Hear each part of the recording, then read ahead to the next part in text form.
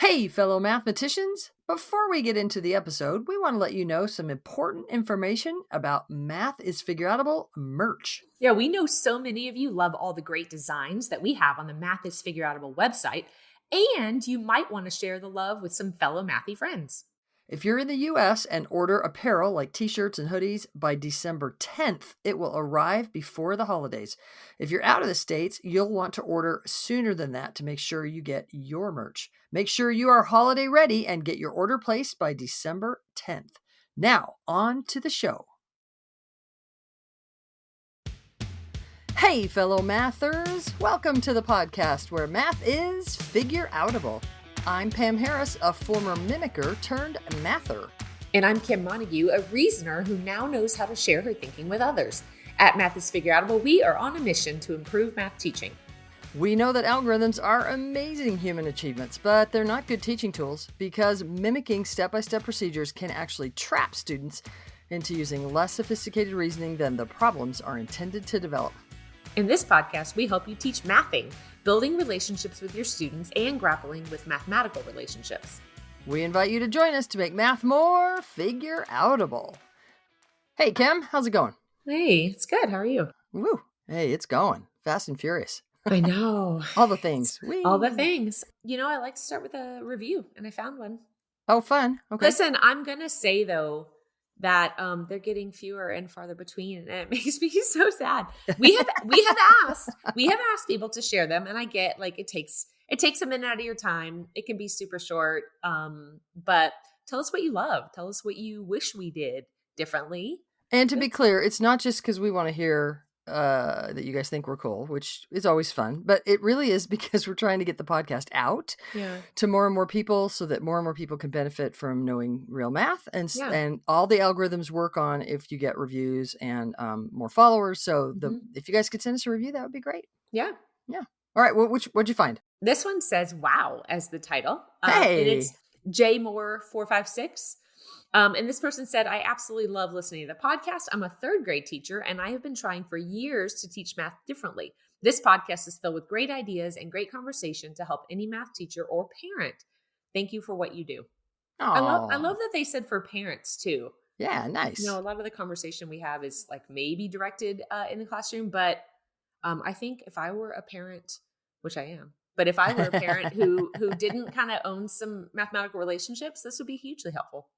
Or maybe even a parent who owns some mathematical relationships, but would like to have a way to share with their kids. That could be a way to do it. Yeah. Speaking of parent, I like to share stories about my children just because it's like my real life. And love your kids.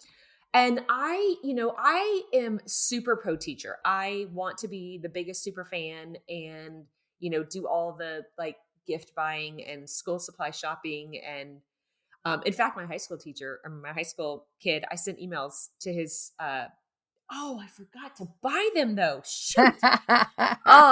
Okay. Good reminder. I sent finish the sentence. What? Sorry. I sent an email to all of his teachers and said, hey, I know high school, you don't get supplies and things. What do you need? And one of them replied, and I forgot to buy stuff. Okay. It's on my You have plenty of time. That's good. Oh, man. Good. Okay. Anywho. Nice. That's very nice of you to do that. Okay. You are a pro teacher. I like it. Yeah. Okay. But there are some times where I feel like I struggle a little bit because I want to be super supportive, but I do struggle with some of the things that happen in classes that I just can't let go. And anyway, so it's hard when you know a better way. Yeah, it is.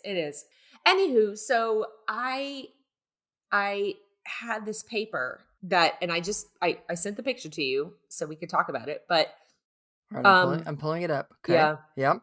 So the topic is exponents. One of my kids, this has been a while, but one of my kids was wrapping up the year, and all of a sudden this paper came home that had, I think it was division of exponents, and it came out of nowhere. It wasn't something that they were working on, and they came home and I was like, wow, interesting. What have you guys been talking about?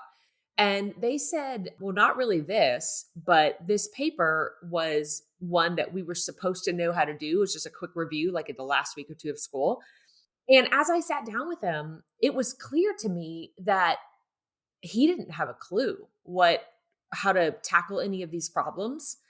And it just struck me because when I looked at the paper, there were so many layers for different kinds of problems that it became one of those things where I felt like, oh, this is a situation where if you mimic a rule, then maybe you could solve a bunch of these problems. But if you're trying to make sense of what's happening, it's just a lot all at once. And a lot of things happening simultaneously in a problem to make sense of. yeah. And so Yeah. it was one of those situations where I thought, okay, I'm in a pickle here because I want my kids to think and reason and make sense of this so they don't have to like relearn it next year or the next year or the next year. And by relearn, I mean rememorize. Yeah, or think that math isn't figure outable, right? Right. You don't want either of those. Yeah. Right. Yeah. So I sent you the picture and I'd love your take on, am I overreacting, or is this felt like a lot of different kinds of problems. Maybe you could describe the top of the paper says exponents, quotient rule. Yeah, so when I'm looking at this, first of all, it's there's a lot of problems, and I can tell there's a backside. So there's it's not just Mhm. one side of the paper. Yeah.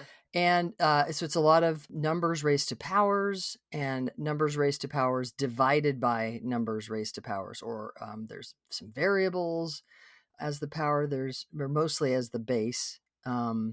There's fractions raised to powers, there's negative exponents, positive exponents. And I can completely hear how a teacher might say, "Well, yeah. It's quotient rule. It's you're dividing powers, you're dividing exponents, and so there's a rule, and you just apply the rule, and then you're good to go." You could do that, or like, is it figure outable? And I can also hear teachers say, "Pam, there's way too much to like think about. We give kids some conceptual understanding, then we give them the rule, and we just tell them to go, and then they should be able to solve all this." So maybe a thing to mention, I think you were telling me with the grade that your kid was in. Mm-hmm. So this seems a little early for that. So Mm-hmm. typically negative exponents don't show up until at least algebra 1. Mm-hmm. Um, Even algebra 2, second year of algebra. So this was before that. And so it's kind of a little ironic that they're saying, so here, review, you should be able to know how to do this. Mm-hmm. I can, like we both said, if it's just a rule, I can see how somebody might say, just go apply this. But wow, there's a lot to unpack. And as we were talking about this episode today, I'm thinking, what is it like to plan? Could we plan a sequence of tasks that could actually get kids to these problems? Mm-hmm. Like right here, one of them is 7.9 raised to the negative x, all divided by 7.9. Like, there's a lot happening in that problem because you've got decimals, you've got a negative exponent, you've got an exponent that's a variable. There's just a lot of things are sort of happening. Mm-hmm. That particular one was find the value of x. There were other ones that were just simplify. I'm just kind of looking. Yeah, there's There's a lot. there's a lot. Yeah, a lot. And one of the things that we talk about in the development of mathematical reasoning is that as you go out in those hierarchical ovals, right, they contain each other, they build on each other. One of the things that happens as we go further to the right and further, how do I say that, in the ovals that kind of eat each other, is that more things are happening simultaneously, and so you want Mm-hmm. to be able to kind of cinch some things so that becomes something you can now have if you could see my hands, I'm kind of making like a, how do I describe what I'm making? Like, I'm putting my hands together. So it's like a thing. It's like, now I've got this as a thing that I own. And so now I don't have to necessarily deal with all of the nuances in that, but I own that thing so that if I need to go into it to deal with the nuances, I can. And then but I can also then use that as kind of a thing with other things and bring those things together. And now those become a thing that now, and I sort of create different schema. But I think the point we're trying to make is that the schema is not just a rule that I've memorized. It's actually a schema that I understand and I can Mm-hmm. go into if I need to. All right. So Mm-hmm. what Well, would and be, I want to say one more yeah, thing yeah. because I certainly don't see every assignment my people bring home. Mm. I don't have time for that. But I do see them on occasion. And what troubles me a little bit is with an assignment like this that has so many things happening, so many layers, students sometimes think because this doesn't make sense to me or because I'm not sure about all these simultaneous things that are happening, I'm not good at math. Mm. I am having a hard time with this paper, so it's about me. And sometimes it's the ask. Sometimes it's not recognizing how many different things are being asked at the same time. So like I go grab a book that has a paper, I copy it. Oh, it says quotient rule at the top. So, maybe it's okay. Anyway, I think sometimes we're giving kids the impression that it's about them and what they are good or not good at. And maybe the ask is not quite appropriate. Meaning that you might grab a sheet. It might behoove you to actually look deeply at the problems to make sure that yeah. Yeah, point taken.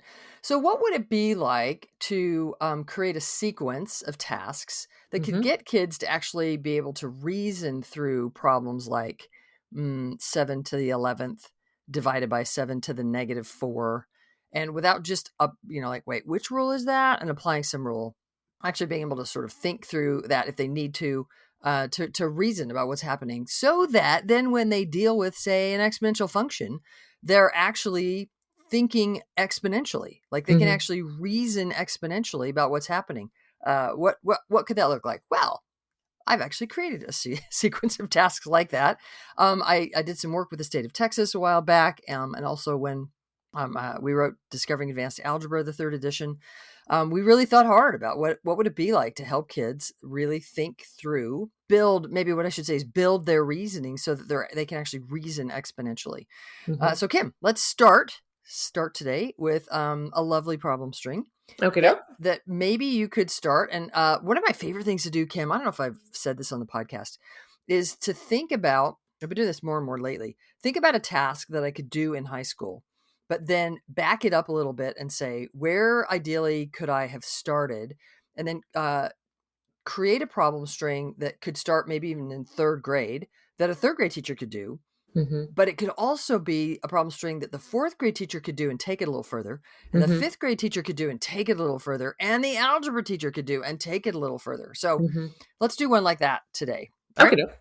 Okay. So if I asked you 8 times 6, I'm going to assume that you can think about that or figure that out. But the question I kind of have is, what would that look like if I was to draw? Oh, I'm sorry. Yeah. 8 times 6. If I were to draw an array. So first of all, what is 8 times 6? 48. And then what would the array look like? It's going to be longer than it is wide. Okay. So it's going to be 8 down, and then I'm going to go 6 to the right. Cool. It's a rectangle. And the area is 48. And I would not spend very much time on that. Yep. Then I would move on. And I would say, okay, next problem. How about 4 times 12? Okay. It's going to be 48 also. Okay. And how do you know? How do I know? Do you just know that one? Yeah. Okay. What is there anything you could use if you didn't just know that one? Well, I was starting to sketch. Okay. And I looked at the problem above. And so it would be half as long. So instead of 8, it's only 4. But where it was 6 wide before, now it's going to be 12 wide. So it's twice as long. So half is long one dimension. Half as long, twice as wide. Half as tall. Half as twice tall. As wide. Yeah. Cool.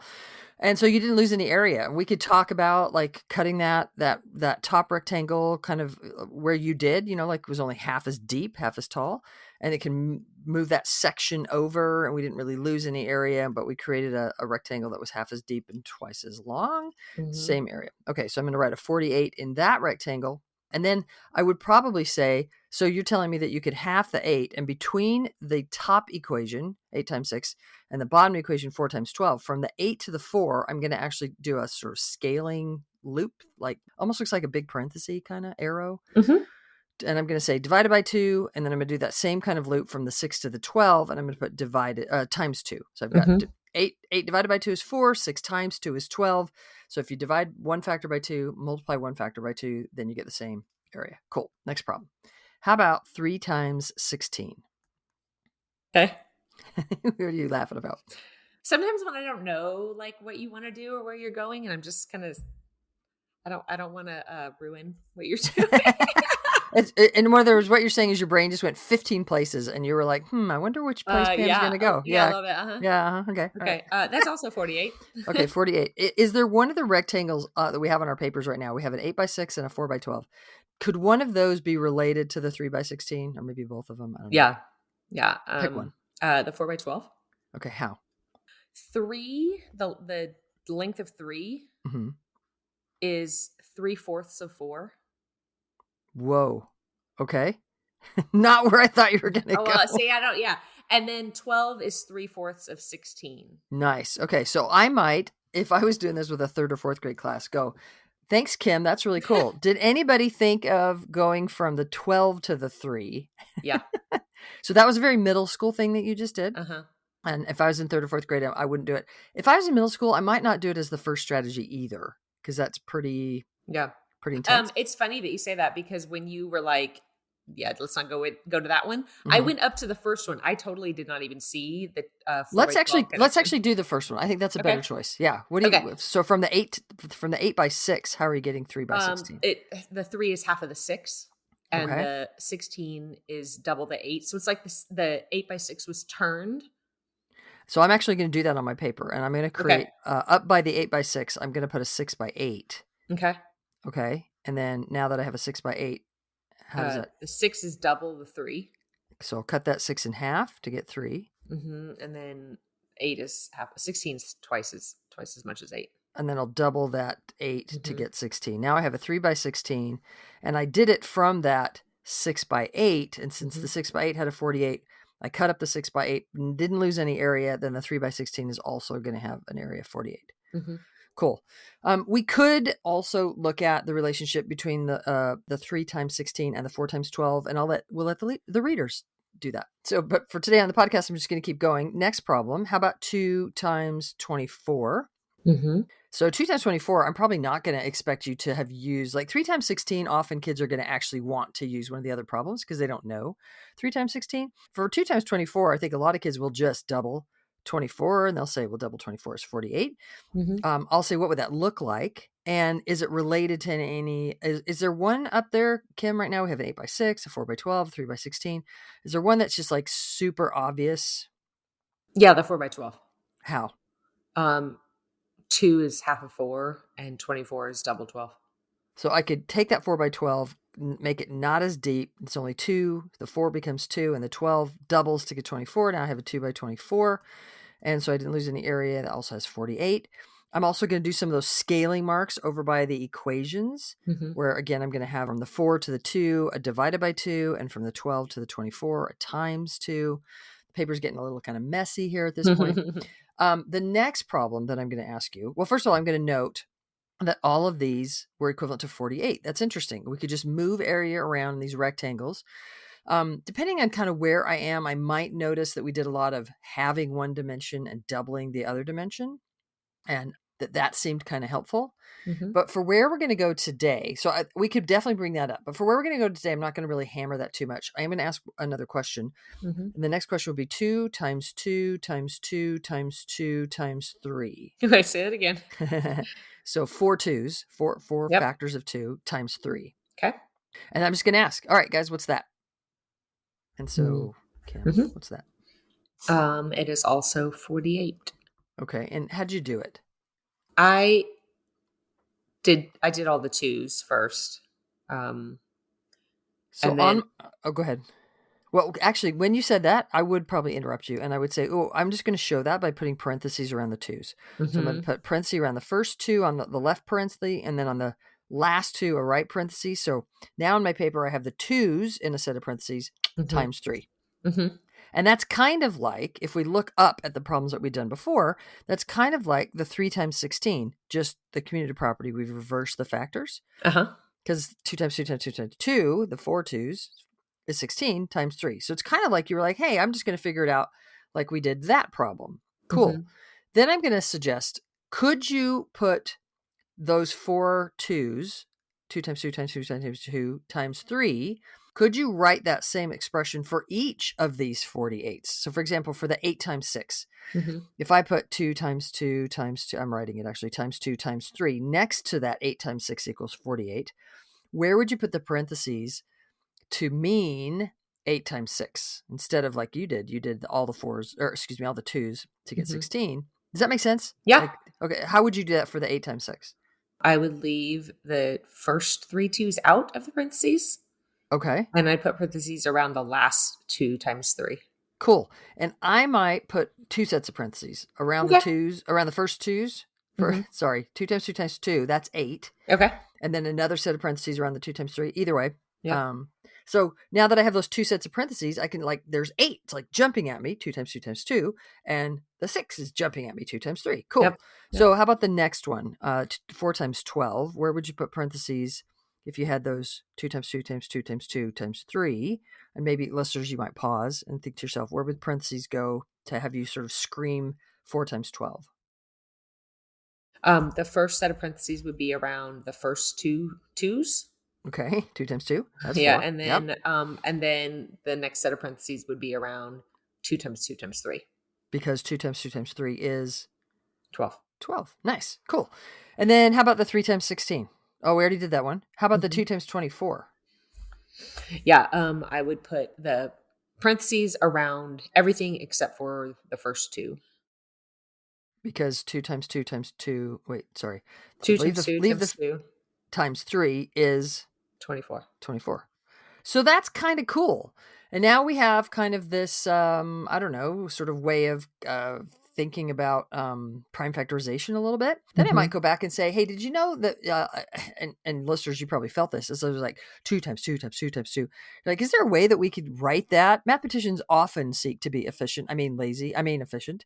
And so they often seek to write things more efficiently. So when I had that 2 times 2 times, in the very first problem, 8 times 6, you just said that we could do 2 times 2 times 2 in parentheses.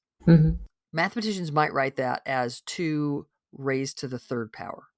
And then 2 times 3, they would just sort of leave alone.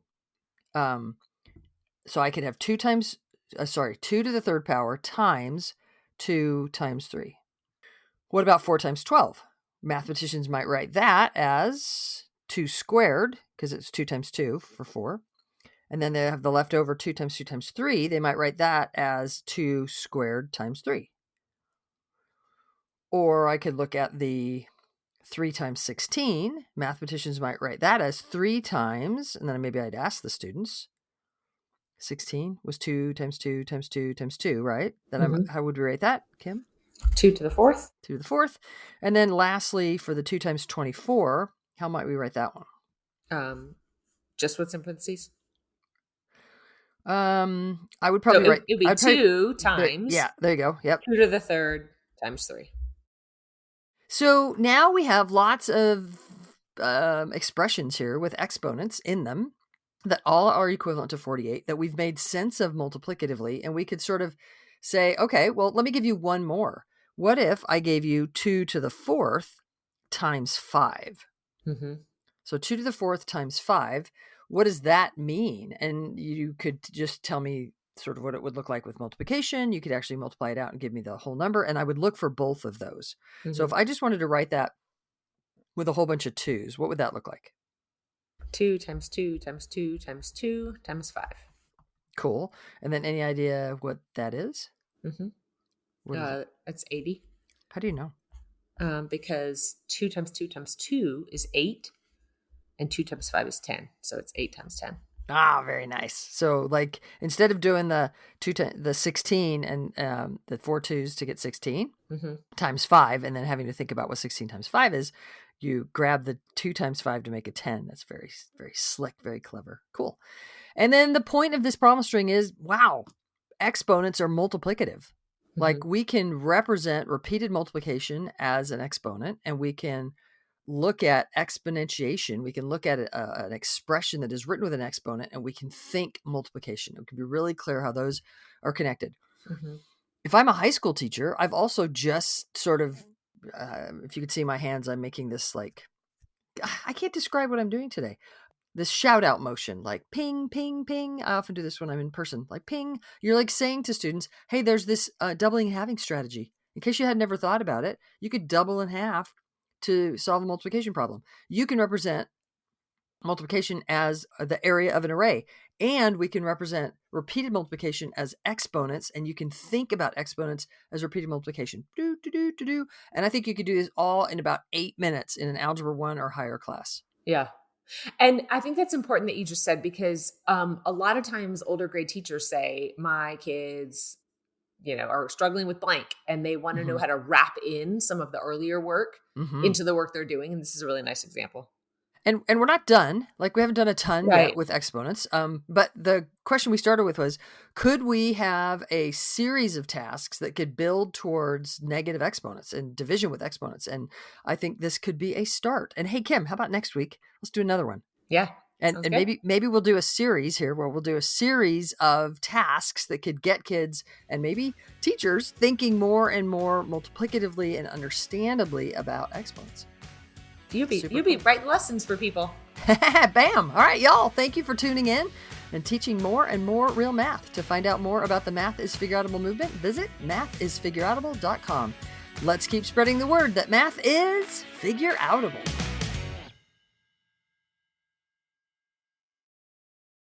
Hey, listeners, don't forget, if you love Math is Figureoutable merch and want to share the love with your family and friends, now is the time. That's right. If you're in the U.S. and order your favorite t-shirts and hoodies by December 10th, it will arrive before the holidays. Share the Math is Figureoutable love with your favorite people and keep spreading the word that math is figureoutable.